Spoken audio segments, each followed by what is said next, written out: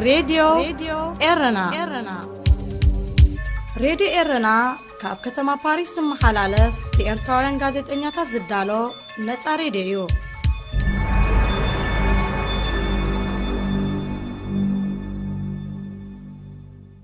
زخبر سلامتنا تقبلوا أبستفلالي كرنعت عالم كوينكم نمدبات راديو إيرنا التكتاتلو زخبركم سمعتنا نايلوم صوني شدشت حملة كلتشعن إسران فنوى راديو إيرنا كموتروب زينا يجمر فلما أرستاتو مرقتي بريزيدنت إسياس أب قدايتي إثيوبيا أب كواب نايل تهانت أزل ديغا انتهايو حبرت إيروبا نيرترا 19 مليون يورو هتوت حجز أبركيتو راديو إيرنا راديو إيرنا كاب كتما باريس محلالف بإرتوارن غازت إنياتا زدالو نتا راديو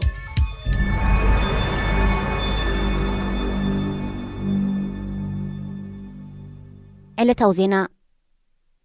ግብፅን ኢትዮጵያን ብጉዳይ ኣጠቓቕማ ናይልን ኢትዮጵያ ተሃንጾ ዘላ ዲጋም ብዝምልከት ኣብ ወጥሪ ከም ዘለዋ ዝፍለጥ እዩ ኣብ ከምዚ ዝኣመሰለ እዋን ግብፂ ዲፕሎማስያውን ፖለቲካውን እንተተደልየውን ወተሃደራውን ደገፍ ሃገራት ዓረብን ጎረባብታን ንምሕታት ምንቅስቓሳታ ካብ እትጅምር ዓመታት ሓሊፉሎ ኣብ ዝሓለፈ ሰሙን ማሕበር ሃገራት ዓረብ ንመርገጽ ግብፂ ዝድግፍ ውሳኔ ክሕልፍ እንከሎ ኣብ ቀርኒ ኣፍሪቃ ዝርከባ ጅቡትን ሶማልን ነጺገን ኣለዋ ኣብ እዋን ስርዓት በሽር ፀግዒ ኢትዮጵያ ሒዛ ዝነበረት ሱዳን ብወገና ኣብዚ እዋን ዚ ናብ ግብፂ ዝዛዘወት እኳ እንተመሰለት ጉዳይ ናይል ብቐጥታ ዝምልከታ ምስ ምዃኑ ምስ ክልቲአን ሃገራት ኣብ ምርዳእ ክብፃሕ ከም ዘለዎ ኣነፂራላ ካብ ዝኾነ ኣህጉራውን ዞባውን ጉዳያት ተነፂላ ትርከብ ኤርትራ ብሰንኪቲ ምስ ኢትዮጵያ ዝፀንሐ ምትልላኽ ብንጹር ንግብፂ ክትድግፍ ፀኒሓያ እንተኾነ ካብ ሓምለ 2018 ናትሒዙ ፕሬዚደንት ኢሳያስ ምስ ቀዳማይ ሚኒስትር አብይ ኣሕመድ ድሕሪ ዝጀመርዎ ርክብ ኤርትራ ፀግዕመን ክትሕዝያ ክልቲአን መቐናቕንቲ ሃገራት ብቐረባየን ዝከታተልኦ ግብፂ ንኢትዮጵያ ንምድኻም ካብ እዋን ስርዓት ጀማል ዓብደልናስር ኣትሒዛ ኣብ መወዳእታ 1950ታት ኣብ ኤርትራ ዘተኮረ ፖለቲካውን ወተሃደራውን ዕላማታት ከም ዝነበራ ታሪክ ሰኒድዎ ይርከብ ገለ ካብቶም ቀዳሞት ጀመርቲ ቃልስን ናጽነት ኤርትራ ግብፂ ሓንቲ ካብ ኣውራ ደጀናቶም እያ ነይራ እዚ ድማ ንታሪኽቲ ግብፂ ካብ መታሓት ኤርትራ ተበጊሳ ንነገስታት ኢትዮጵያ ኣብ ግዝኣታ ንምእታው ትገብሮ ዝነበረት ናይ 1870ታትን ክሳብ መፋረቕ 1880ታትን ኣብ ግምት ከእተና ማለት እዩ ኣብ 2015 ኣብ የመን ዝተወልዐ ኩናት ነቲ ንልዕሊ 15 ዓመታት ካብ ጎረባብቱን ዓለምን ተነፂሉ ዝነበረ ፕሬዚደንት ኢሳያስ ገጽ ስዑድ ዓረብን ሕቡራት ኢማራት ዓረብን ከርኢ ኣብቅዕዋዮ ብፍላይ ሕቡራት ኢማራት ዓረብ ኣብ የመን ተካይዶ መጥቃዕታት ንኽሊ ኣየርን ማይን ኤርትራ ብዘይስክፍታ ክትጥቀመሉ ክኢላ ኣምሳያኡ እታ ዓረባዊት ሃገር ነቲ ብቁጠባ ድሕሪ ዝተረፈ ስርዓት ኣስመራ ብመልክዕ ሓገዝን ልቕሕን ከተበራብሮ ፈቲና ሕቡራት ኢማራት ዓረብ ኣብ የመን ዝኣተወቶ ኩናት ብዓወት ከይዛዘመት ናብ ሊብያ ኣተኪራ ትርከብ እቲ ሃገር ኣብ ሊብያ ንጀነራል ሓፍታር ንምድጋፍ ንኤርትራን ግብፅን ከም መሰጋገሪ ትጥቀመለን ምህላዋ ተሓቢኡ ዝተረፈ ርእስቲ ይኮነን ኣብ የመን ኣብ ዝተኻይደ ኩናት ኣብ ጎኒ ሕቡራት ኢማራት ዓረብ ደው ዝበለት ግብፂ ብዘይካዚ ምስ ጎረቤታ ሃገር ሊብያ ንዘሎ ኩናት ኢዳ ምሕዋሳ ኣብ ወሽመጥ ዓረብ ንዝተኸስተ ምክፍፋሉን እምንቲ መሻርክቲ ስዑድ ዓረብን ሕቡራት ኢማራትን ምዃና ኣመስኪራ ኤርትራ እውን ከም ግብፂ ኣብ ሰለስቲኡ ግንባራት ምስዘን ሃገራት ዓረብ ደው ከም ዝበለት ኣይሓበትን ብፍላይ እኳ ኣብ ጉዳይ የመንን ምክፋል ሃገራት ወሽመጥን ፕሬዚደንት ኢሳያስ ነቲ ንነዊሕ እዋን ዝሓብሓቦ ኣሚር ቀጠር ጠንጢኑ ናብ ንጉስ ስዑድ ዓረብን ወራስ ዓራት ሕቡራት ኢማራትን ከም ዝሰለመ ከረጋግጽ ሓንቲ ጋዜጣዊ መግለፂ ጥራይ ኣኻሊት ነበረት ነታ ምስ ቀጠር ከም ዝወገነ ዝተፈልጠት ቱርክ ድማ ምስ ስዑዲ ኢማራትን ግብፅን ኮይኑ ኮነና እቲ ፕሬዚደንት ኣብዚ ናይ 29 ዓመታት ዘመነ ስልጣኑ ዝበስሐ እዋን ካብ ዝተመላለሰለን ሃገራት ግብፅያ ግብፂ ኣብ ኤርትራ እስላማዊ ጽልዋታት ንምፍጣር ትጽዕራላ ብዝብል ኣብ ፈለማ ዓመታት ናጽነት ካብ ቀንዲ ጸላእቱ ምንባራ ከይረሳዕና ማለት እዩ ኣብዚ እዋን ዚ ፕሬዚደንት ኢሳያስ ናብታ ምስ ታሪክ ኤርትራን ኢትዮጵያን ናይ ልዕሊ 150 ዓመታት ምትእስሳር ዘለዋ ግብፂ ዑደታ ምክያድ ይርከብ እቲ ፕሬዚደንት ኣብዚ ናይ ሳልስተ ዑደቱ ካብ ጉዳያት ናይልን ኢትዮጵያን ሊብያን ዝወፅእ ከም ዘይኮነ ሓያሎ ፖለቲከኛታት ትንተናታቶም ይህብሎ ወላ እኳ ኣብ ዘመናዊ ኣገባብ ምግፋፍ ዓሳ ሕርሻ ፀዓት ኣገልግሎት ሕክምናን ካልእን ዘተኮረ ክልተኣውን ዞባውን ጉዳያት ዝሓቆፈ እንተትባህለ ብፍላይ እኳ ጉዳይ ናይልን ኢትዮጵያ ተሃንጾ ዘላ ዲጋን ንግብፂ ናይ ሞትን ህይወትን ምስ ምዃኑ ርክብ ክልቲኦም መራሕቲ ነዚ ኣርእስቲ ዘማእከለ ምዃኑ ንምግማቱ ቀሊል ኣይከውንን ንምግማቱ ቀሊል ዘይከውን ንዓመታት ምስ ግብፂ ኮይኑ ንኢትዮጵያ ንዕንወታ ክሰርሕ ዝጸንሐ ፕሬዚደንት ኢሳያስ ድሕሪ ዚ ምስ ቀዳማይ ሚኒስትር አብይ ኣሕመድ ጀሚርዎ ዘሎ ሕግብግብ ንኢትዮጵያ እንታይ ክሓስበላዮ ሕብረት ኤውሮጳ ንኤርትራ 19.7 ሚልዮን ዩሮ ሓገዝ ከም ዘበርከተ ኣፍሊጦ اتستبركت حجز ابتكبار وقتاو امامتات ام بربار قطبا مفتار ناي سراح عدلات محدرا فتحن او وصان زنبرو زيغاتاز تمته مدباتن كوعل مخانو ب26 سنه زوصه مغلص ناي تحبرات انصيرو اتحبرات ان السودان 66 مليون ندوب السودان دما 5 مليون يورو نتمساسالي علامات مهابو تفليطلو حبرت أوروبا قدموا كابتن هاجرات قرن أفريقيا زلقسو حجز قليلون نزصنحة إيرتران سودان أبز مدب أتيوان إيرترا هتوص حجز كوهبا نحبرت أوروبا بوغ أمحتاتا أبز حال فورحي تقليتيو اتحبرت أقدموني إيرترا كوهاب استمدبة 3 مليون يورو نسودان كوهاب كمستوى السنة أبالات برلما بعصر تحمش سنة أبز كايدو أخيبا الرقاقيتهم زخبركم سمعتنا زينا أبستفت الله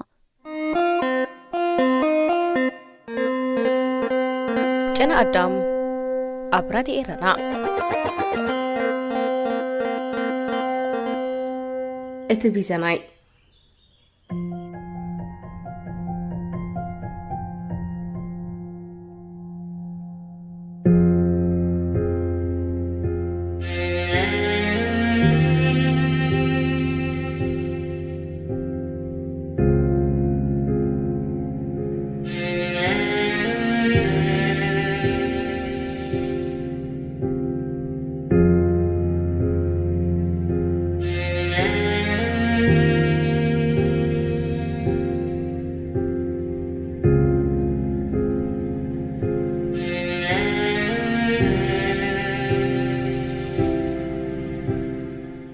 بشهن شعتميتنا 48 أب نفاسي تولدو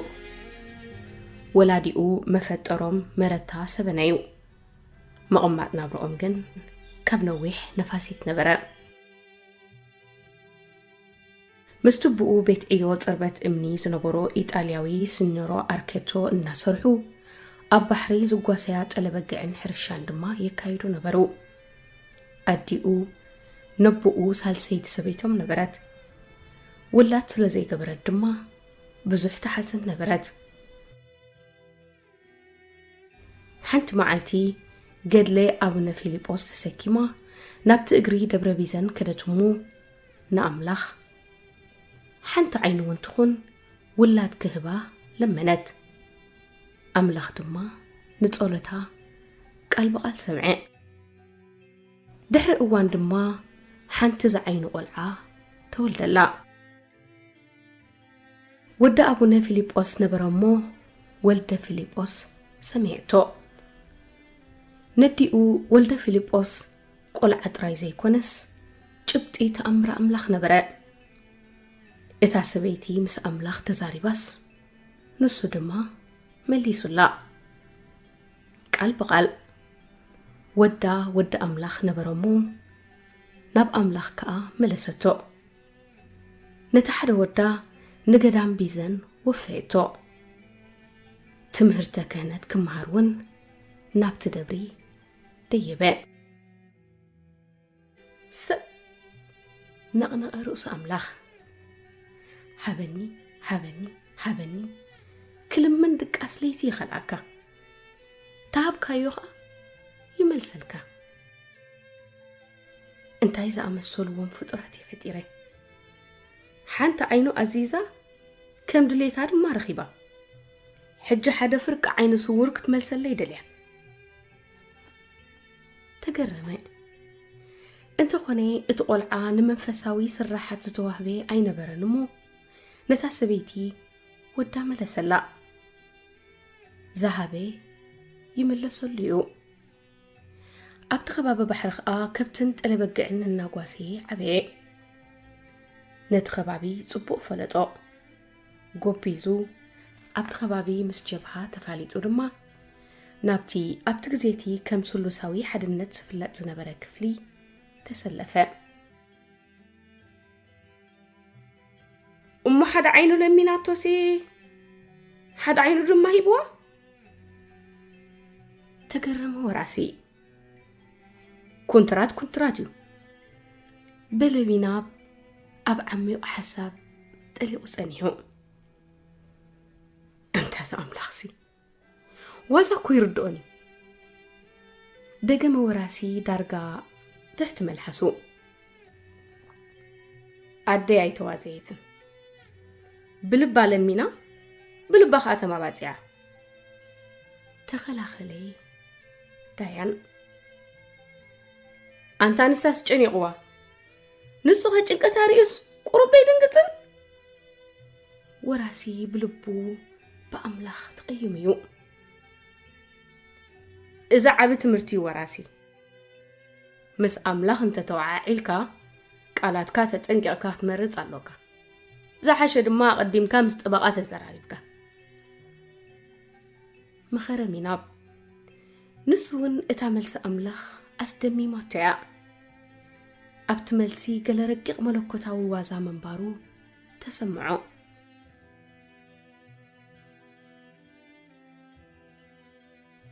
كم تزت ألبوتو تواهيبو وايمو عدي خان تايلا دما تقدسي ندايان تأميتو تحقويسا كتناتو جيلا أرات مليسا نعو يا وفياتني بلدايان بتك قرارت ألمانو تتعيسا يتفلتن أطبق ميناب فتيمة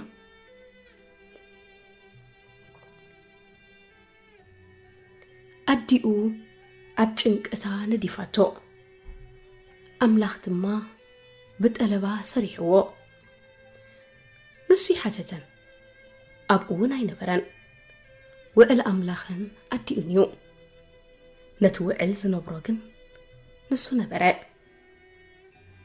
اتناجر نمثل مخانن زي مخانن سب زملكت ديمقراسياوي حتتات ون يلع عليو نسوخه دايان بزعبات وعل انتا يسمعوك فلت تانت ايه ميناب شعمشت حانت خابتن حيدت برقت هلونا أملاخ زأمن اللن معلتاتيا كاب أدام نلعلي ندايان بعلو أملاخ بإيدو السرحو مسلو حانت عينو بمخاني مس أملاخ يخون مسدي كم يخون صدقية بالليل مولادي مهلاوين الدي حقوي سوا نعيوني حقو سني كاب زي مهلاو كما يبزي قدس مهلاو يحيش دحربة حانت عيني يزقود لني بالليل أنا لنفسي نهلونا أملاخ زرقاقز تأمرات يزوستا مسكل التعين تنتزولد أقات أمد أمبر فقد أملاخ أم بيمخونكم بلا ولد فيليبوس ملقوت بريهو وراسي اتعمقوت مستير أملاخ تردئوو نأملاخ شعا اقرا قبرلو نتسبعي كيف التناون والسنة أملاخاتون نشتو خفقاتات ألو وميو تقرمي مسقاتهم تقميتو حوز السحن زنبرا خوينو تسميعو ودما كبابيو كولالا ننويح زنيلوم نابت خابرح وكبيبا مو زنبرو حلالتا تحلو أدي خاتم ليسا نأملاخ وفياتك نسخة دما نفسخة نجبها وفي خيا بلا وراسي اتقات أمنت تمساسالي تاريخهم ون قريمو اوه كلتي يقعد لنديو معرا خبيت حد علامة نتصبق أنصار كفو مقدار بلي ولد فيليبوس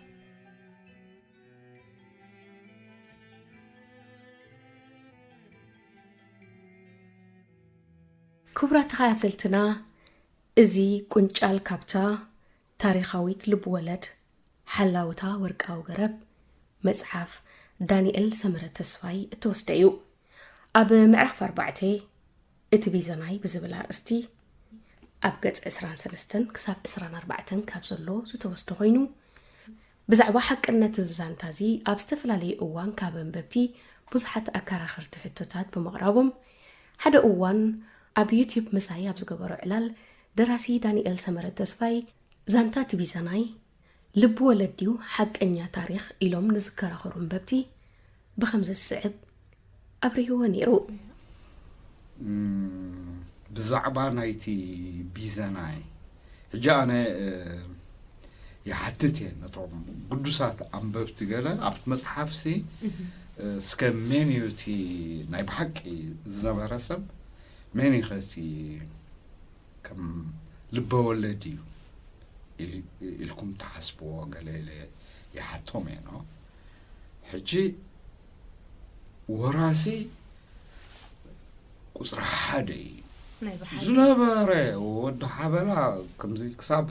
فلطي ورقة ودع عندنا يقلك يبلوها تفرح قال كوم يبلوها ستو يبلوها قال زي بيزنايك زدا على هذا فترة كاي قال ما تقول يبلو قال بوا أبي عدت رأيي وحنت سبيتسي كيدا عبد بربيزن كيدا بتقرد بربيزن نتقلنا أبونا فيليبوس تشكي ما قال وانا عور قلعها بني إلى تلمن مو إزقابير كاي سمعة عور قلعه با واو نصحها بتي تأمرات تمسيطة معرخ ندزي دليتنا يقول عني رواك نسا ندقنا نتقلع ندبر بيزن تبوزي فرنا أملاخ يموني نا أملاخ أقل قالي كخونا الله تبل نتخونا تقلع قالن كهنت ሃይማኖት ገለጽ ተፈጥሮ ስለዚህ ነበር በጠባይ ምክንያት ተሰግይጎ ሀብቲ ደብሪ ጓሳ ሆይኑ ዳሪ ተጋዳላይ ሆን ገለ እዚ ሓደ አጋጣሚ ካላ አጋጣሚ ኸ ሓንቲ ዓይኑ ዓዊራ ሂተኣኽሎ ኣብ ጀብሃ ዝተሰብረ ብረት ኣዕርዩ ክፍትናን ከሎ እታ ኻላይታ ዓይኑ ኸኣኒ እንደገና ትነቁር توتال عوري خون قرمتات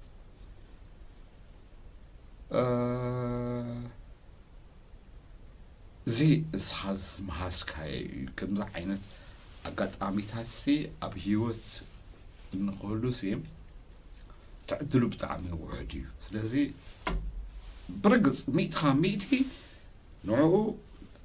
صاد سرح كايو كاركتري بلو قراي كونن اتسب حقيني التاريخ ولا حنتي ايتوسو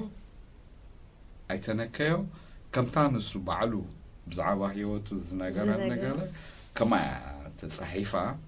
السب جنا الو حجي ابو امريكا يقمت ابتي فابريكا ناي نفرتي بوينغ قال عين سوري هي ملو عين سور جن كم تكنيشن كوينو نابو يسرح وديدو قلماتات قاله ناي بحق طبعي نسو حق طبعي حجي زي يحقسكا نتي ناي بحق طبعي نتي ناي صاد صراحكا طبعي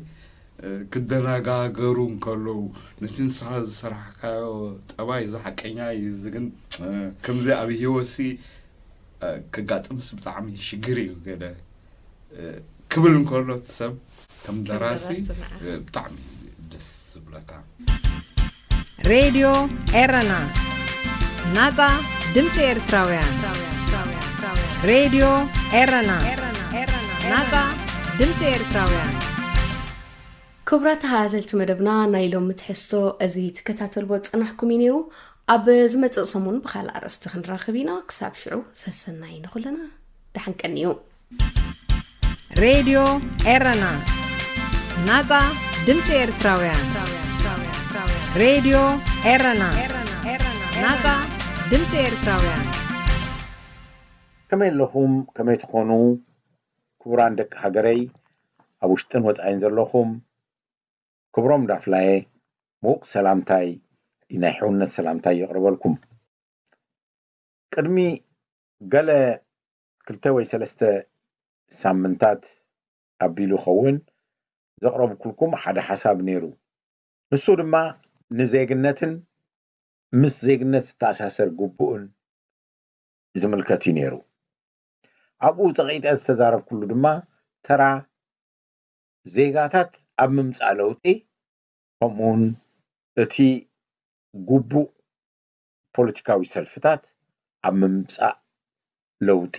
ክፃወትዎ ዘለዋ ተራ ደንጉዩና ኣሎ ዝብል እዩ ነይሩ ኣብኡ እቲ ዜግነት ዝብል ነገር ግቡእ እዩ ዝብል መደምደምታ ሂበ ነይረ ኣስፊሐ ገሊፀዮ ግቡእ እዩ እዚ ግብረ ሰናይ ኣይኮነን ክትደሊ ከለካ ትገብሮ ንሃገርካ ከይጥዕመካ ከሎ ድማ ትገድፎ ኣይኮነን ግቡእ እዩ ከም ግብሪ ምኽፋል ማለት እዩ ኢለ ነይረ ሎሚ ዝዛረበሉ ኣርእስቲ ድማ ኣድላይነት ናይቲ ንደልዮ ዘለና መሪሕነት ወይ ሊደርሺፕ እንታይ እዩ ዝብል እዩ መሪሕነት ወይ ሊደርሺፕ ዝብል ዘለኹ ሕጂ ሰባት ኣይኮንኩን ወይ ኣብ ሰባት ንደልዮ ብልጫታት ኣይኮንኩን ዝዛረብ ደልየ ዘለኹ ብዓቢኡ ኣብ ፖለቲካዊ ስነ ፍልጠት መሪሕነት ወይ ሊደርሺፕ ዝበሃል ነገር እንታይ ይሓተና ኣሎ እሞ ኣብ ኤርትራ ድማ እንታይ ይጎዲሉ እንዳዘሎ ዝብል እዩ መሪሕነት መሃብ ማለት መሪሕነት ምውፋይ ማለት ኣድላይ ዘበለ ነገር ንህዝብኻ ወይ ነቲ ንዜጋታት እዚ ክግበር ይግባእ ወይ ክግበር የብሉን ኢልካ ምግላፅን ምርዳእን እዩ ምግላፅን ምርዳእን ግን ብኣሃዝን ብጭብጥን እንዳሰናኻ ምኻድ ማለት እዩ እዚ ብብቕዓት ክገብር ነዚ ብብቕዓት ክገብር ዝኽእል ፖለቲካዊ ሰልፊ ወይ ፖለቲካዊ ውድብ እዩ ድማ ኣቓልቦ ናይ ህዝቢ ዝረክብ ምትእምማን ናይ ህዝቢ ዝረክብ ሓንቲ ፖለቲካዊ ወይ ሓደ ፖለቲካዊ ሰልፊ ጥራይ ኣይኮንናን ንብል ዘለና ዝኾነ ብዓቕሙ ፖለቲካዊ መደባት ዘለዎ እሞ ነዚ መደብ እዚ ብግቡእ ከረድእ ዝኽእል ፖለቲካዊ ሰልፊ ኢና ንዛረብ ዘለና ብዙሓት እየን ክኾና ዝኽእላ ሓንቲ እውን ንበይና ክትከውን ትኽእል እቲ ቁም ነገር ግን ዜጋታት ክመርሖም ዝኽእል ሓሳባት ክረኽቡን ክመሃሩን ኣማራፂታቶም ክፈልጡን እዩ ኣማራፂታት ምፍላጥ ንዜጋታት ይሕግዝ እዩ ብዛዕባ ነፍሲ ወከፍ ሕቶ ኣገዳሲ ዝበሃል ሕቶ ኣብ ሃገር እንታይ ኣማራፂታት ኣለና እንታይ ኢና ክንገብር ዝግባእ ኣብ ዝብል ነቲ ኣማራፂታት ብመፅናዕቲ ኣሰኒዮም ክገልፁ ዝኽእሉ ወይ ዝኽእላ ፖለቲካዊ ሰልፍታት እየን ፖለቲካዊ ውድባት እየን ዕቱብ ስራሕ ክሰርሓ ዝኽኣላ ፖለቲካዊ ሰልፍታት ድማ ኣቓልቦ ህዝቢ ይረኽባ ኣቓልቦ ዜጋታት ይረኽባ ቁም ነገረኛታት እየን ይበሃላ ምስ ኩሉ ሕምቀተን ህዝቢ ድማ ይዓስለን ይስዕበን መንግስተይ ይብለን እዚ ስራሕ እዚ ክሳብ ስርዓት ኢሳያስ ዝወድቕ ኣይኮናን ክንፅበየሉ ዘለና ዝብል ፅኑዕ እምነት እዩ ዘለኒ ሎሚ እዩ ክጅመር ዘለዎ ሎሚ ኣብዚ ግዜ እዚ እቲ ቅኑዕ ንህዝቢ ኤርትራ ዝግብኦ ንዜጋታት ዝግብኦም ኣመራርሓ እዚ ምዝማላእ እዩ ዝብል መደባት ምቕራብን ንህዝቢ ድማ ምእማንን ይድሊ ኣብ ሓፈሻዊ ጥራይ ምዝራብ ንኣብነት ከም ማዕርነት ብሄራትና ኢልካ ምዝራብ ኣይኮናን ንብል ዘለና ከምዚ ዓይነት ሓፈሻዊ ዝኾነ መትከላት ህዝብና ድሮ ፈሊጥዎ ኣሎ ማዕርነት ሃይማኖታትና ትሕተ ሃገራውነት ዝበሃል እዚ ጅግንነትና እዚታት ኣይኮነን ሕጂ ዘድልየና ወይ ከዓ ብዛዕባ እዚ ኣይኮናን ኣብ ዝርዝር ናይ ምምራሕ ሃገር ዘድሊ ንሕሉፍ ዘይኮነስ ንመጻኢ ከጋጥመና ዝኽእል ነገራት በብሓደ እንዳጠቐስካ እዚ ብከምዚ ክፍታሕ ኣለዎ እዚ ፀገም እዚ ከይመፀና እዚ ክግበር ኣለዎ ዝብል መደባት ናይ ምቕራብ ሓላፍነት ኣለወን እዚ መሪሕነት ማለት መሪሕነት ግን ኣብኡ ጥራይ ድማ ይምርኮስን እዩ ክጠቕሶ የፀኒሐ ግን ነዚ ከማልኡ ዝኽእሉ ዜጋታት ድማ ኣብ ነዊሕ ምኹስኳስ እዩ ምምልማል እዩ ንወጻእተኛታት ምእማን እዩ ምክንያቱ ኤርትራ ንበይና ተምጽኦ ለውጢ ዘይኮነስ ብካልኦት ሃገራት ሓያላትን ጎረባብትን ተኸቢባ ስለዘላ ምስ ካልኦት ውን እንዳተማኸርካ ናይ ምስራሕ ናይ ካልኦት ርእይቶ ናይ ምፍላጥ ናይ ካልኦት ሃገራት ርእይቶ ናይ ምፍላጡን ይሓትት እዩ ብሓጺሩ ፖለቲካዊ ሰልፍታት ሎሚ ሙሉእ ናይ ምምራሕ ሃገር ዝሓቶ ሓላፍነት ምስካም ክጅምር ኣለዎን ንድሓር ክነርክበሉ ኢና ዝብል ነገር ኣጥቢቕና ክንቃወሞ ኣለና ከም ዜጋታት ግዜ ይብላ ኣሎ እዚ ግዜ እዚ ድማ ተመሊሱ ኣይንረኽቦን ኢና ወርቃዊ ግዜ እዩ እዚ ከምዚ ዓይነት ዝኾነ ፖለቲካዊ ውድብ ፖለቲካዊ ሰልፊ ጉዳይ ሃገሩ ጠርኒፉ ንህዝቡ ጠርኒፉ ኣእሚኑ ክኸይድ ኣለዎ ንብሎ ነገር ኣብ ታሪክና ሓድሽ ኣይኮነን ስለዚ ካብኡ ተማሂርና ኢና ንሰርሕ ዘለና ከም ኣብነት ሕጂ ክዛረብ ዘመናዊ ፖለቲካዊ ታሪክ ኤርትራ ሰለስተ ዓበይቲ ዓይነታት ወይ መድረኻት ዝሓለፈ እዩ እቲ ቀዳማይ መድረኽ ንሰልፋዊ ፖለቲካዊ ታሪክ ዝምልከት እዩ እዚ ድማ ካብ 41 ምውፃእ ጥልያን ክሳብ 61 ዝነበረ እዩ እዚ ብሰልፋዊ ፖለቲካ ዝተኻየደ ናይ 20 ዓመት ስታት 20 ዓመት ፖለቲካዊ ሰልፊ ታሪክ ወይ ሰልፋዊ ፖለቲካዊ ታሪክ ኤርትራ ኣብ ሰልፍታት ዝተኻየደ ካብኡ ኩልና ንፈልጦ ካብ 61 ክሳብ 91 ዘሎ ድማ ካልኣይ መድረኽ ወይ ካልኣይ ዓይነት ፖለቲካዊ ታሪክ እዩ እሱ ድማ ዕጥቃዊ ነይሩ ማለት እዩ ብረታዊ ወይ ዕጥቃዊ እዩ እቲ ሳልሳይ ድማ ካብ 91 ጀሚሩ ዝነበረ ፖለቲካዊ ታሪክና ዴሞክራሲያዊ ወይ ምምሕዳራዊ ታሪክ ክሳብ ሎሚ 30 ዓመታት ገይሩ ብድምሩ ናይ 80 ዓመታት ተመክሮ ኣሎ ማለት እዩ ኣብ ሎሚ ክንዛረብ ከለና ኣብ 2020 ካብ 41 ክሳብ ሎሚ 2020 ተጸብጺብና ኣስታት 80 ዓመታት ማለት እዩ እንታይ እዩ እዚ ዘምጻልና ዘሎ ሕጂ ተመክሮ እዩ ኣሰኪሙና ዘሎ እዚ ተመክሮ እዚ ድማ ሃገር ንምምሕዳር ሓንቲ ሃገር ተሓልፎ ዘለዎ ኢልና እንተወሲድናዮ ከም ኣወንታዊ ኢና ንሪኦ ሓደ ሰሊጡ ሓደ ኣይሰለጠን ብዙሕ መስዋዕቲ ተኸፊሉሉ ዜጋታት ግን ኣብዚ ተመኪርና ኣለና ኣብዘን ናይ 80 ዓመታት ታሪክ ተመኪርና ኣለና ሎሚ ኣብ 2020 እንታይ ንግበር ክንብል ከለና እዚ ተመክሮ ኢና ክንጥቀም ዘለና ከም ማንም ሃገር ማለት እዩ ጽቡቕን ሕማቑን መሚና እቲ ብርቱዕ ጎድኒ ናይ ህዝቢ ኤርትራ ዝጥቀም ነቲ ድኹም ጎድኒ ድማ ዝድርቢ ወይ ዝፍውስ ፖለቲካዊ ኣተሓሕዛ ክንገብር ንግድድ ኣለና ነዚ ክገብር ዝኽእል ድማ ዝተወደበ ናይ ፖለቲካዊ ሰልፊ ሓይልታት እዩ ፖለቲካዊ ሰልፍታት በብናተን ብዛዕባ እዘን ሰለስተ መድረኻት ተመክሮ ኣለወን ናይ ኩልና ተመክሮ ሓደ ኣይኮነን እዚ ክኸውን ኣይክእልን እዩ ዝብላ ሰልፍታት ክህልዋ ከለዋ ነቲ ኣይከኣልን እዩ ዝበላ ድማ ካልኦት ይከኣል እዩ ዝብላ ድማ ክህልዋ ክእላ እዚ ንቡር ናይ ሃገር ፖለቲካ እዩ ጥዑይ ናይ ፖለቲካ ናይ ሃገር ፖለቲካ እዩ ክልተ ሰልፍታት ሰለስተ ሰልፍታት ዝተፈላለዩ ሰልፍታት ንናተን መርገፂታት ብዛዕባ ዝተፈላለዩ ነገራት ክህልወን ልሙድ እዩ ፖለቲካዊ ሰልፍታት ካብ መን ይቦቕላ እንተኢልና ካብቶም ሎሚ ብሂወት ዘለና ወለዶታት ብምሉእና እዩ ሓደ ናይ ፖለቲካዊ ሰልፊ ዕቱብነት ዝበቁር ብልሙድ ኣዘራርባ ካባይ ጀሚርኩም ኣነ እውን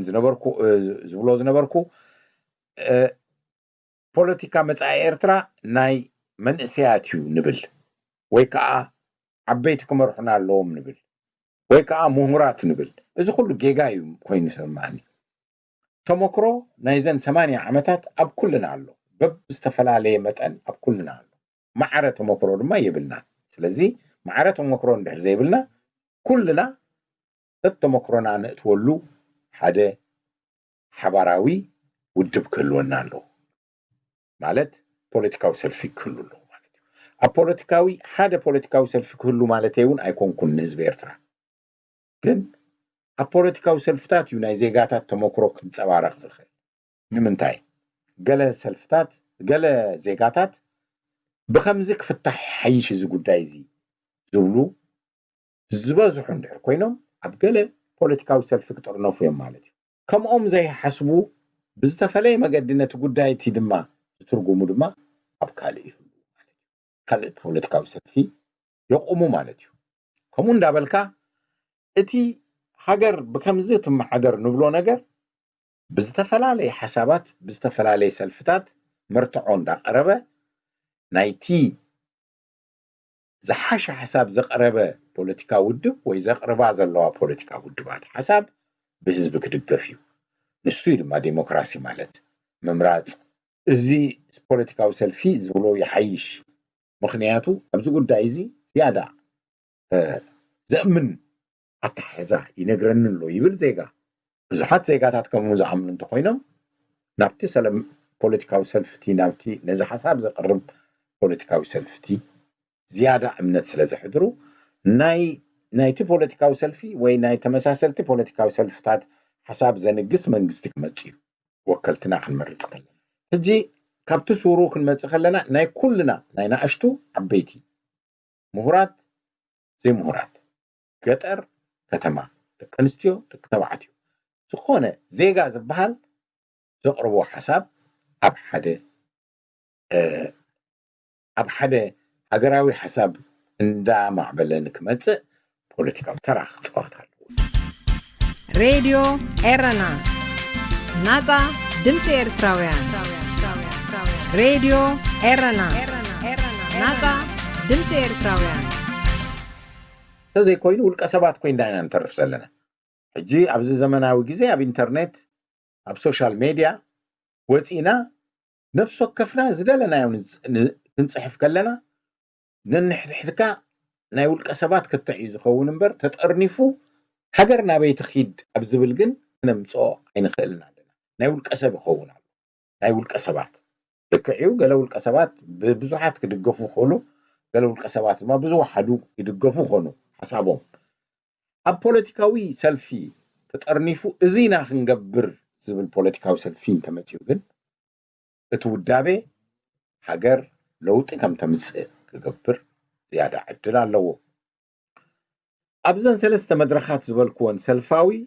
ናይ 20 ዓመታት ዕጥቃዊ ናይ 30 ዓመታት ዲሞክራሲያዊ ድማ ናይ 30 ዓመታት ተመክሮ ወይ ቃልሲ ፖለቲካዊ ታሪክ ማለት እዩ ወለዶታት በብ ዕድሜኦም እንተወሲድና መን ኣሎ እስከ እንዳበልና ክንዛረብ ንኽእል ኢና ንበል ሎሚ ኣብዚ ግዜ እዚ ካብ ብህይወት ካብ ዘለና ወለዶታት እቶም እዚ ዘሎ ኩነታት ክሕግዙ ዝኽእሉ ሓሳቦም ክገልጹ ዝኽእሉ ካብቶም ብሰላሳታት ዝተወለዱ ጀሚርካ ክትረክብ ትኽእል ኢኻ ንኣብነት ኣብ 30ታት ተወለዱ ሎሚ ኣብ 80ታት ዕድሜኦም ኣለዉ ካብ 30 ክሳብ 39 ዝተወለዱ ማለት እዩ ሎሚ ዕድሜኦም ካብ 80 ክሳብ 90 በፂሖም ኣለዉ እስከ እዚኦም ናይ መወዳእታ እዚኦም ሰባት እዚኦም እንታይ ተመክሮ ሕሊፎም ካብ 30ታት እንተኢልና እንታይ ክንረክብ ኢና ካብ ደቂ 20 ጀሚሮም እንታይ ተመኪሮም እንተኢልና እዞም ንጠቕሶም ዘለና ዓበይቲ እቲ ዕጥቃዊ ቃልሲ ክጅመር ከሎ ደቂ 20 ዝነበሩ ስለዚ ናይ ዓንዲ ሕቆ ናይቲ ብረታዊ ቃልሲ ዝነበሩ እዮም ተጋዲሎም እንዲኦም ሓፋሽ ውድባት ነይሮም እንዲኦም ብዘይገድስ ከም ዜጋታት መጠን ናይዚ ተመክሮ ኣብ ሓንጎሎም ኣሎ ዕጥቃዊ ቃልሲ ተኻፊሎም ናይቲ ግዜ እቲ መድረክ ሓሊፎም ዝሓዝዎ ፍልስፍናታት ወይ ከዓ ተመክሮ ኣለዎ ኣብ ናጽነት እዚኦም ኣብ 50ታት ዕድሜኦም ነይሮም ናይቲ ሓድሽ ሃገር ክምስረት ከሎ ዝነበረ ናይ ዴሞክራሲያዊ እንታይ ፈተነ ናይ ሃገር ብዴሞክራሲ ንምክያድ ዝተገብረ ፈተነ ተመኪሮም እዮም أبي فشلوا أبي صبغ عنفت نيرو فلتيهم مالتي عندنا أبزوشتي ديمقراسياوي تاريخ ويكا قال سنتاتينا دما قدام زوم ب دوب كوينات نايدوب كوينات أبكيعو مأسار ديمقراسياويان مستجمرة مفراس بايتون قوامن مستجمرة زي سرعات دما تموكرو مالو مالتو دك سسا اللو مالتو حجي ازيوم بسلاساتات تولدو خمان أبزي ناي سلفتات مقام زقبر صعري اللو مالتو سانا بفلاي دما زيوم تمرتز تصقبو تموكرو تصقبو كاب فدريشن جميركا سلاماوي سلفي ناي فدريشن بانديرا اختورد كلا جميركا كساب لومي استساتفو سباتيو ازيوم أبتي ناي سلفتات زقبرو بوليسي مقام يخون مرقص موساد حزب مردع كركب زي خل تموكرو زوفيو زخول يوم مالتي زيوم توم رقاويان نبلوم سبات يوم مالتي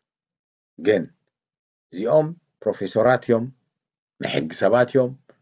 ناي مريحنت بستفلالي بوتا زرع يوم منقس إثيوبيا بمريحنت درجات سرح يوم ناي دبلوماسي قداي زفلط يوم بزحات ቋንቋታት ዝዛረቡ ዘለዎ እዮም እዚኦም አይርከቡን እዮም ክንጥቀመሎም ኣለና ማለት እዩ ፖለቲካው ሰልፊ ድማ ነዚኦም ትጥቀመሎም በንጻሩ ድማ እዚኦም በ30ታት ተወለዱ እቶም ዓበይቲ ንብሎም እንተኾይኖም እስኪ በንጻሩ ድማ ንኸይድ ቶም ናእሽቱ ንብሎም ወይ መንእሰያት ንብሎም ማዓስ ተወለዱ እዮም ኢልና ካብ ደቂ 10 ሎሚ ዘለው ب9 ተወለዱ እዮም ማለት ኣብ 9ታት ተወለዱ እዮም 9 ክሳብ 99 ተወለዱ ሎሚ ደቂ 10 ክሳብ 30 ኣለዉ ማለት እዩ እጂ እዚኦም ናይ ምንታይ ተመክሮ ኣለዎም ዝያዳ እንተይልና ናይ ስደት ብናእሽቶኦም ገና 10 ከይመልኡ ከለው ዝተሰደዱ ኩናት ኩላዕ ከሎ ናይ ስድሮኦም ኩነታት ما كنتات رأيو تسكحكحو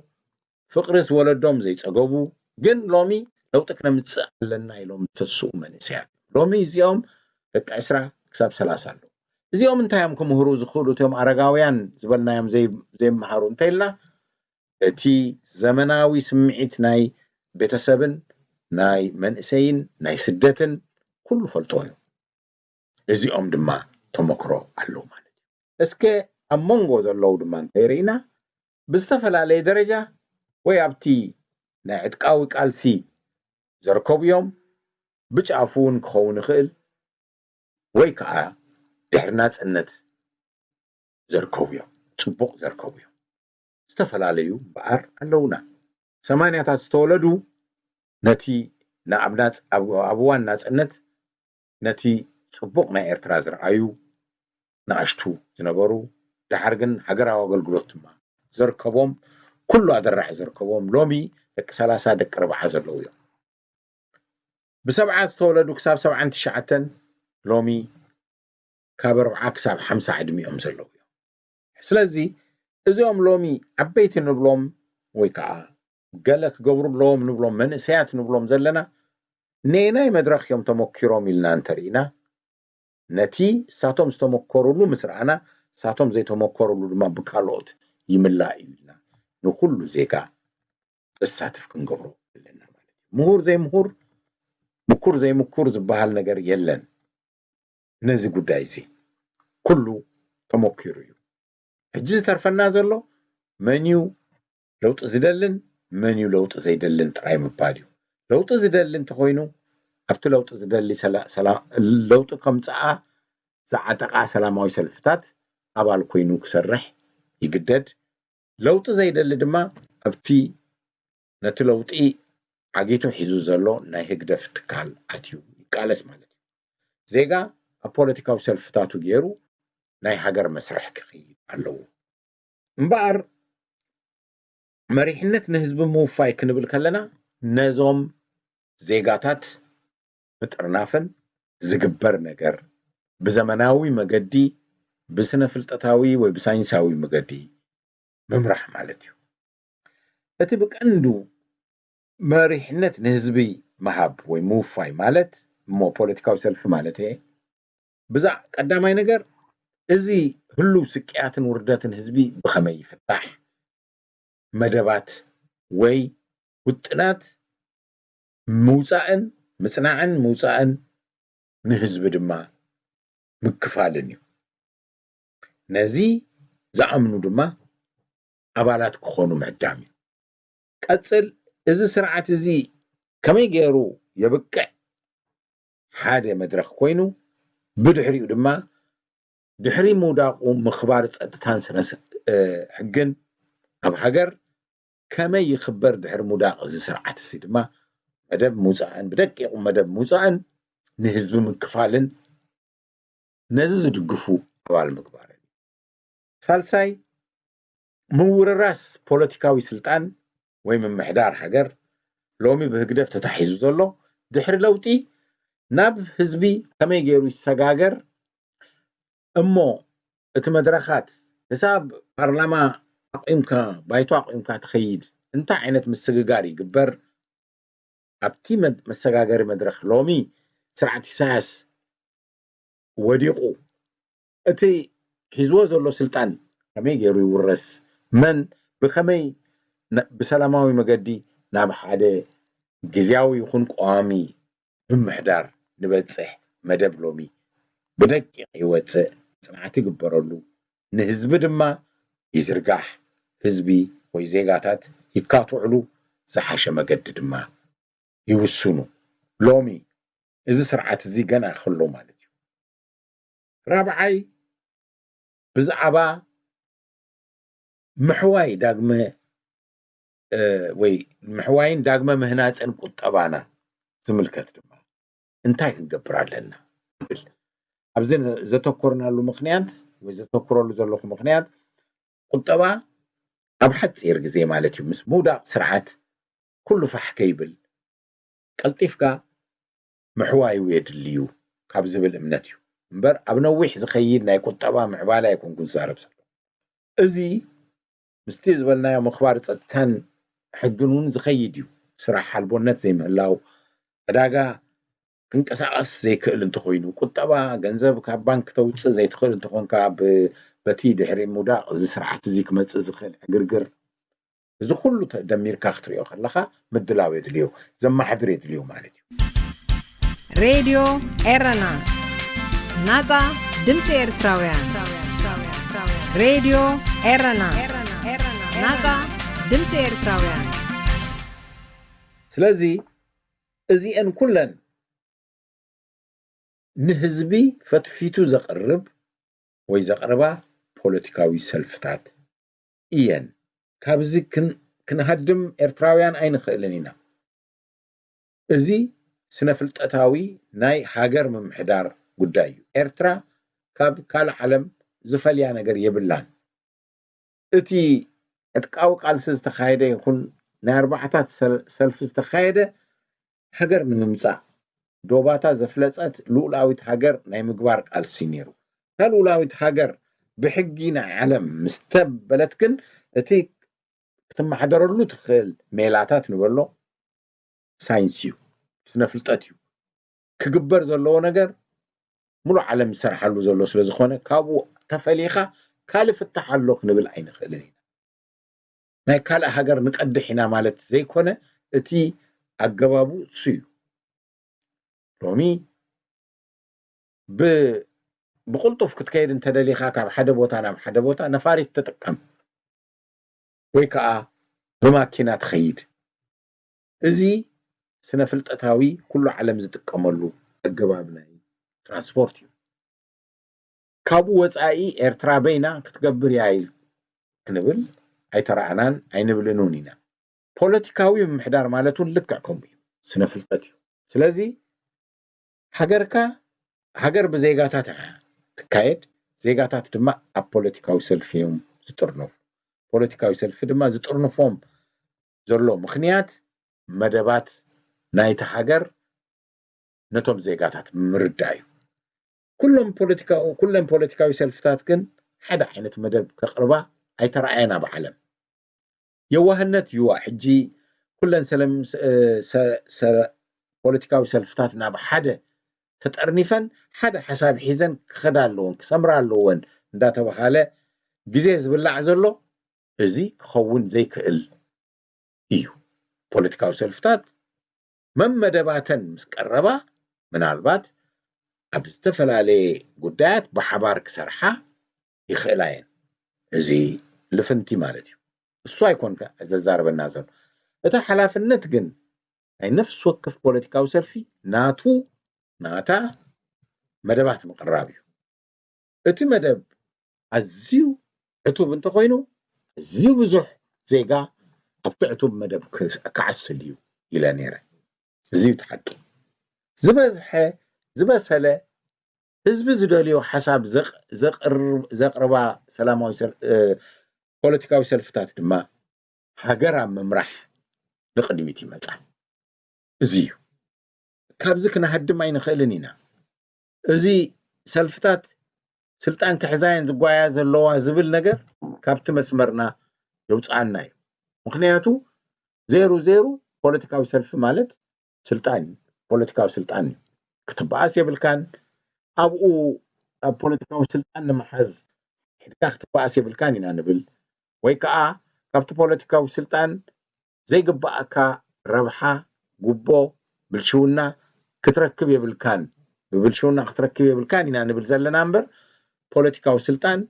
ናይ ሃገር ቅዱስ ነገር እዩ ዝፍንፈን ነገር ኣይኮነን ፖለቲካዊ ስልጣን ድማ ናይ ህዝቢ ስልጣን ማለት እዩ ፖለቲካዊ ሰልፊ ማለት 100,000 ኣባላት ዝሓዘ ካብኡን ላዕሊ ኤርትራ እንተተናጊፋ ካብዚ ስርዓት እዚ ፍርቂ ሚልዮን 1 ሚልዮን ህዝቢ ዘድምፀላ ሓንቲ ፖለቲካዊ ሰልፊ ክትህሉ ትኽእል እያ ምክንያቱ መደባታ በህዝብ ተደጊፉሎ በዜጋታታ ማለት እዩ እዚ ቅዱስ ነገር እዩ ብልጫ እዩ እምበር ፖለቲካዊ ሰልፊ ዝፍንፈን ነገር ኣይኮነን እዚ እውን ደፊርና ክንገጥሞ ዘለና ምናልባት ተሞክሮና ኣብ ፖለቲካዊ ስልጣን ዝተቀልቀሉ ውልቀ ሰባት ኩሉ ሻዕ ብልሽዋት እዮም ነይሮም ወይ ከዓ ገንዘብ ይጠፋፍኡ ነይሮም ነቲ ስልጣን ንህዝቢ አንጻር ህዝቢዮም ዝጥቀሙሉ ነይሮም ዝብል ታሪክ ስለዘለና ፖለቲካዊ ስልጣን ምድላይ ከም ፍንፉን ምዃኑ ርዱእ ኮይኑሎ ግን ካብ ቁኑዕ ፖለቲካዊ ሰልፊ ዝተበገሰ ካብ ብህዝቢ ዝቆመ ፖለቲካዊ ሰልፊ እሞት ፖለቲካዊ ሰልፊ ድማ መደባቱ ብህዝቢ ዝተደገፈ እንተኮይኑ ግን ፖለቲካዊ ስልጣን መሓዝ ንሃገር ዝሕግዝ እዩ ማለት እዩ ነዚ ስርዓት እዚ ክንገጥሞ ዘይከኣልና ዘለና ብዕቱብ ክንገልጥሞን ክንሕምቆን ዘይከኣልና ዘለና ምክንያት ድማ ዝተወደበ ብብዙሓት ዜጋታት ዝተደገፈ ፖለቲካዊ ሰልፊ ወይ ፖለቲካዊ ሰልፍታት ስለዘይብልና ፖለቲካዊ ሰልፍታት ብዙሕ ሕቶታት ከመይ ከም ዝምለሽ ካብ ብሕጂ ንህዝበን ክነግራ ኣለወን እዛ ድሕሪ ሙዳቕ እዚ ስርዓት እዩ ኩሉ ክግበር ዝብል ነገር ኣብ ጌጋ ዝኾነ መስመር ንሃገር ከእቱ እዩ ሎሚ ዘይተዘራረብካሉ ሎሚ ምስ ህዝብኻ ዘይተመያየጥካሉ ህዝቢ ዘይፈልጦ ሕቶታት ጽባሕ ኣብ ሓፂር ግዜ ድሕሪ ሙዳቕ እዚ ስርዓት እዚ ክፍታሕ ማለት ዘበት እዩ ብፍላይ ኣብ ወፃኢ እንርከብ ዜጋታት ኤርትራ ዳርጋ 1 ሚልዮን ፈረቓ ንኸውን ኢና ተዛማዲ ዝኾነ ናጽነት ስለ ዘለና ነዚ ስራሕ እዚ ካብ ብሕጂ ክንቀራረበሉ ኣለና ማለት ነቲ ሰልፍታት ከማልኦ ዝግባእ መጽናዕትን ፖሊሲ ምንዳፍን ክንገብሮ ኣለና እቲ ኣብ ውሽጢ ኤርትራ ዝቕመጥ ዘሎ ናጽነት ዘይረኸበ ህዝቢ ድማ ብዝመሰሎም ብዝጥዕሞም መገዲ ነተን ኣብ ደገ ሰረተን ገይረን ግን ብሽም ህዝቢ ዝዛረባ ዘለዋ ፖለቲካዊ ሰልፍታት ከለልየንን ንነብሱ ድማ ምስአን ክሰርዕን ይግባእ ማለት እዩ ኣብ ካልኦት ሃገራት ከም በዓል ሱዳን ዝኣመሰላ ከም በዓል ኢትዮጵያ ዝኣመሰላ ኣብ ውሽጢ ሃገረን ተቃወምቲ ሰልፍታት ክገብራ ዝኽእለን ኩነታት ስለ ዝነበረ ህዝቢ ወይ ሰልፍታት ኣብ ውሽጢ ሃገር እየን ዝቆማ ወፃኢ ዘለው ዜጋታት ነተን ውሽጢ ዘለዋ ሰልፍታት እዮም ዝድግፉ ኣብ ኤርትራ ግን እዚ ኩነታት ስለ ዘይፍቀደ ማሕዝነትና ክንጥቀም ኣለና እሱ ማለት ብጂኦግራፊ ኣብ ውሽጢ ኤርትራ ዘየለና ግን ድማ ብመንፈስ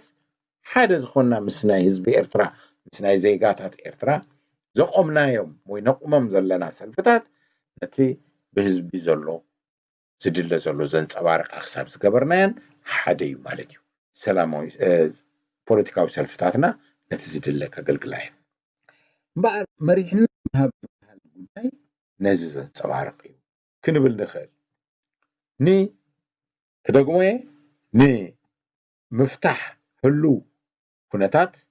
زي سكياتن وردتن اب حزبي امصيو زلو كونتات كم زبقع ناي مغبار فتح مركب حدا امام ناي بوليتيكاو سلفتاتيو نتمدب موصا مالتيو مون حزب مئمان اتكال اي دحري موداق سرعه زي صباح مالتيو صباح موداقو مخبار صدقان مرغا حقن بخمي يقبر እንዳፍ ከድልዩ ሳልሳይ ምውርራስ ፖለቲካዊ ስልጣን ብኸመይና ክንካየድ ፖለቲካዊ ስልጣን ብመን ወይ ብኸመይ ክቀውምዩ ወይ መንግስቲ ብኸመይ ክቀውምዩ ካብ ሕጂ ምድላው ራብዓይ ምሕዋይን ዳግመ ምህናፅን ቁጠባና ድማ ብኸመይና ንገብሮ እዚ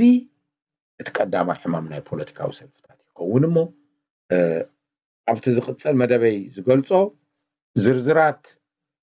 እንታይ ዝርዝራት ኣለዎ ከምዚታት ምድላው ኣብ ዝብል ክንዛረብ ኢና ከምኡውን ፖለቲካዊ ሰልፍታት ብኸመይ እየን ነዚ ክገብርኦ ዝኽእላ ገንዘበን ይኹን ክኢላታት ወዘተ ብኸመይ እየን ክገብርኦ ዝኽእል ድማ ኣቲና ክንዛረብ ኢና ማለት እዩ ንሎሚ ዘዳለኽዎ እዚ እዩ ኣብቲ ናይ ዝክፋል ዘቕርቦ ዝቕፅል መደበይ ድማ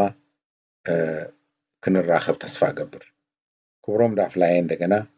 እዝወደ ሓንኩ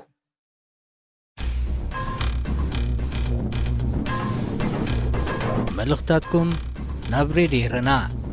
ኣብዚ መደብ እዚ ካባኹም ካብ ሰማዕትና ንዝመፁ ርእይቶ ነቐፌታ ማኣረምታን ካልእን ዝቐርበሉ መደብ እዩ ሃሎ ሬድዮ ኤረና ከመይ ኣለኹም ኣነ ኣብርሃም ይበሃል ካብ لندن عد انجليزي دول دلخو ابزي تمحلالفو زلخم بزعبا ناي كبور جنرال مسفن حاغوس مس ويانه كوينكا مسرح يواصنا يو كاب إسياس زخفئ نحزب إرترا صلائي يبلون زبلو بحق نحزب إرترا كاب إسياس زخفئ صلائي يبلون حزب إرترا سمع كاب إسياسن اتوم باطابعت زقصورو ጭፍሩኡን زخفئ صلائي يبلكان ስለዚህ مس تجارو يحواتنا معنا بزطعمنا نسرحن فرقان ስለዚህ كلنا نزي ነገር እዚ ነዚ بمسفن كبور جنرال مسفن حاغوس ተበጊሱ ዘሎ كل حزب ኤርትራ كسعبو بلبو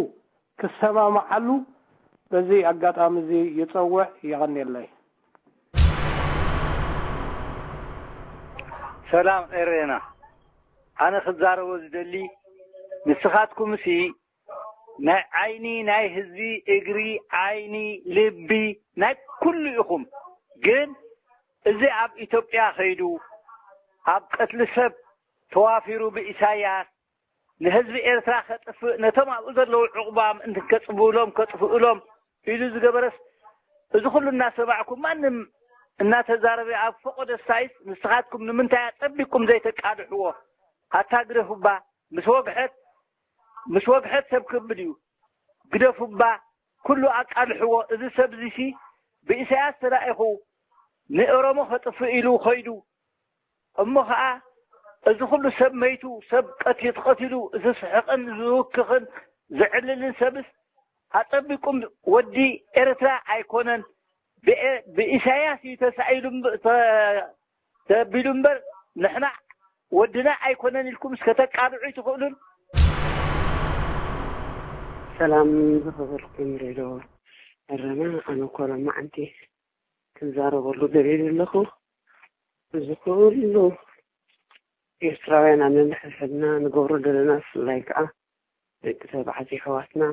ኣብ ዓድና ናብ ባህልና ናብ እምነትናን ዘሎ ንሕዋትካ ምቕታል በዓልቲ ቤትካ ምቕታል ናብ ከባቢኻ ዝነብራ በጣም ተላለኻየን ምቕታል እዚ ካብ ባህልናን ካብ ሃይማኖትናን ወፃኢ እንድዩ ስናይ ቅሬታ ግን ነዚ ኩሉ ትንከፍ ዘረባታት ብዙሕ ኣጋጣሚታት ተሰሚዐ ኣነ ንኩሉ ዓይነት ዘረባታት ትንክፎ ኢና ንምንታይ ኢና ነዚ ሰላም ዝግስግስ መራሕቲ ሃይማኖት ንኩሉ ዓይነት እምነታት ኣምፂኡኹም ኣብ ዝተፈላለየ መራሕቲ ምስ ሚድያ ዘለኹም ብፍላይ ንሬድዮ ኤረና ጥራሕ ዘይኮኑ ንኩልኹም ፈነወታት ናይ ኤርትራ ብዩቱብ ድዩ ብፌስቡክ ድዩ ዝዝርግሑ ነቶም መራሕቲ እምነት ኣምፂኡኹም እዚ ዝኸይድ ዘሎ ቅስለት ኣብ ነንሕሕድና ዘይተረኣየ ኣብ ባህልና ዘየሎ 12 ዓመት ክኸውን ኣነ እዚ ሰሚዐ እዮ ካብ እስራኤል ስዳዕ ካናዳ ዘለኹሉ ሰዓት ብብዝሒ እዚ እንዳተጋነነ ዝመፅእ ዘሎ ሕማቕ ወረሲ ንዓና ዘይውክል ኣብ ባህልና ዘየሎ ትክቡር ባህልና ዘርስሕ እሞ ብሽም ኣምላኽ በጅኾም ነዚ መራሕቲ ሃይማኖት ኣምፂኹም ዝፈልጡ ሰባት ምሁራት ኣምፂኹም ንሕና እስክንከባበር እምበር ኣብ ምቅትታልሲ ዓይንምበር ኣብ ምፅርራፍ ዓይንምበር ኢልኩም ዝቁርተት ዝትይስ መሓሸ ይብል እትድኹም ዓቕመይ እዚኣ ጥራሕ ክብል ዝኽእል በቲ ትገብርዎ ኩሉ ፈነወታት እንዳመስኮንኩ በቃ እዚየ ዝብል ዝስማዓኒ ቃንዛ ኩሉ ግዜ ብገዛይ ኮይነ ወስብል ክድውል እሞ ኣጋጣሚ ከዓ ፍርሒ ግድፍ ኣቡላ ምፍራሕ ክብርታትና ንከይድፈር እየ ዝፈርሕ ኣወዳት ኣሕዋትና ከዓኒ ከምዚ ኣይኮንኩምን ካብተን 5 ፃብዕትና ዝተንድበለፅኩም ኢኹምኒ ንኣሕዋትኩም ንደቅኹም ንዴኹም ምጥፋር ማለት እዩ ንጓል ኣንስተይቲ ምቕታል እዚ ተተረፈ ድሓሸ እዩ ቤናይ መለክዕ እዩ ፅቡቕ ኮይኑ ንዝበደለካ ብኸራ ምሕራት እዚየ ክብል ትደሊ እፊረተ ኮይነ ተስለፈይ ትሕሰቡለይ ነቶም መራሕቲ ሃይማኖት ከዓ እዚ ኩሉ ዝግበር ዘሎ ንሁሪ ነገር ኣብ ዩቱብ ወጥቶም ካልእ ክዛረቡ እንዳባዓሉ ነዚኣ እንተኮይኖም እዮም ሰግርዋ መዓልታዊ ፅንብብላ ዘረባ እዚኣ ኣነ ስሚተይን ሓሳበይን ከዓ ንሰናይ ነገር የሞኒ ኩልና ኣሕዋት ስለ ዝኾና ከም ሓንቲ ፃብዕቲ ከም ሓንቲ ስድራ ከም ሓንቲ ዓይኒ ኮይናሲ ብንከባበር ዶ ይመሓሸን ካብ ምናወጥ ናብ ኣምላኽና ንምምለስ ኣብ ኣምላኽና ንምህለል እየ ዝብል ኩልኩም ኣብ ሬድዮ ኤረና ትነጥፉ ከዓ የቐኒየለይ ኣነ ነዊሕ ዓመት ተኸታተሊትኩም እየ ብሩህ መዓልቲ ብሩህ ቅንያት ኣብ ፆም ኮይነ ይዛረበኩም ዘለኹ ጌታ እንተሎ ኣርሙለይ እዚ ወድሓንኩም ካብ ካናዳ እድውለልኩም ዘለኹ የቐኒየለይ ክቡራት ኤርትራውያን ኣሕዋተይ ብኩሉ ነገር ዘኽብረኩም ትፈትወኩም እሞ ሕማቕ ዜና ክሰማዕ ከለኹ ግን ከመይ ዝኣመሰላ እውን ዓሚቕ ሓዘን ዘለዋ ኣሕዋት ስለዝፈልጥ